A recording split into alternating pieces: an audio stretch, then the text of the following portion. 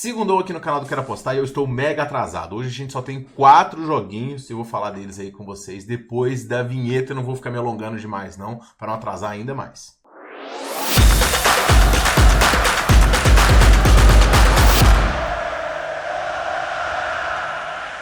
E fala galerinha apostadora, beleza? Tudo bom? Tiquinaraj aqui para mais um vídeo. Vamos analisar o primeiro confronto do dia, jogo do Chelsea contra o West Ham. A forma recente do Chelsea não é tão boa, né? São só 2 vitórias nos últimos 8 jogos, com 3 derrotas e 3 empates. No último embate, o time acabou perdendo aí para o Manchester City e foi uma baixa aí que contou ainda com a ausência do Mudryk, que está suspenso para o confronto de hoje. Apesar disso, o Nicolas Jackson tem comandado muito bem o ataque, tem produzido bem, ajudado seus companheiros e a esperança de gols hoje na equipe do Chelsea. O jogador, ele contribuiu diretamente com 8 gols nos últimos 2 duelos diretos entre as equipes, com 4 gols e 2 assistências. Então é um provável marcador aí hoje, o Nicolas Jackson. Cole Palmer é sempre outro jogador que tem boas chances de balançar, porque ele é muito bom jogador. Em casa, o desempenho do Chelsea é muito mais interessante, né? São 7 vitórias nos últimos 10 jogos e a expectativa hoje do time é retomar o caminho das vitórias para poder brigar com os 4 primeiros lugares, voltar, né, para as 4 primeiras colocações, que dá vaga para a Liga dos Campeões. Abaixo, como eu falei, está por conta do Mudryk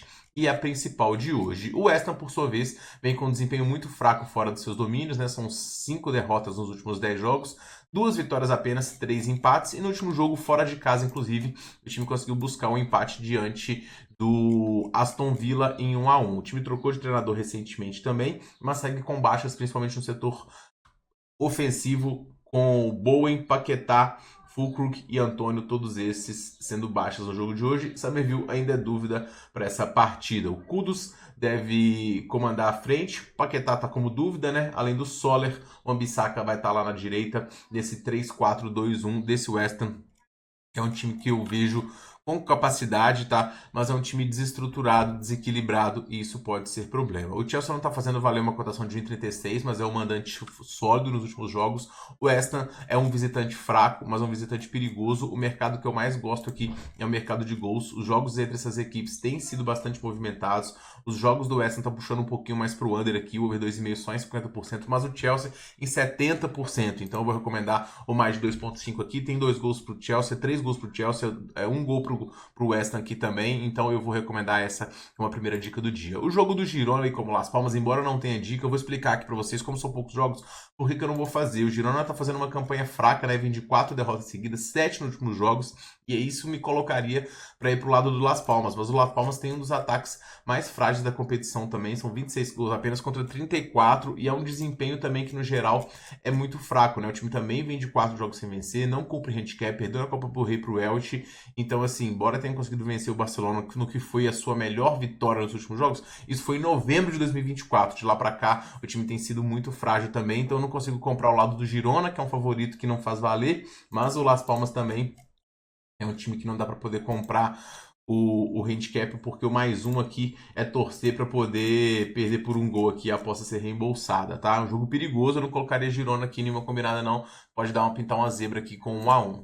No terceiro jogo, a gente tem o Cagliari recebendo a equipe da Lazio. O Cagliari também é um dos piores times do campeonato, muito ameaçado pelo rebaixamento, muito por conta do desempenho ofensivo, muito fraco, 23 gols apenas, 36 gols sofridos, 11 derrotas já no campeonato com 5 vitórias. O desempenho em casa, ele é também um pouco mais animador, embora fraco também, 3 vitórias, 3 empates, 5 derrotas, 12 gols marcados, 19 sofridos. O desempenho ofensivo preocupa o Cagliari, porque embora ele tenha vencido o Lecce por 4-1, são 1, 2, 3, 4, 5 jogos dos últimos 10 onde ele sequer conseguiu balançar as redes. O time vem de derrota para a equipe do Torino e agora quer retomar o caminho das vitórias, onde em casa, né, como a gente viu, né, ele joga o seu melhor e ele vem aqui de uma vitória por 4-1. A Lazio, por sua vez, perdeu o jogo no final do meio de semana diante da equipe do Braga, mas já estava garantido, então o time conseguiu poupar os seus jogadores e agora vem com praticamente força máxima para poder tentar buscar o resultado, até porque a Lazio não pode vacilar, já que caiu aqui para a 6ª colocação e uma vitória coloca entre os 4, com a briga aqui do título entre Napoli e Inter, basicamente, com a Atalanta ainda sonhando, mas um pouco mais difícil.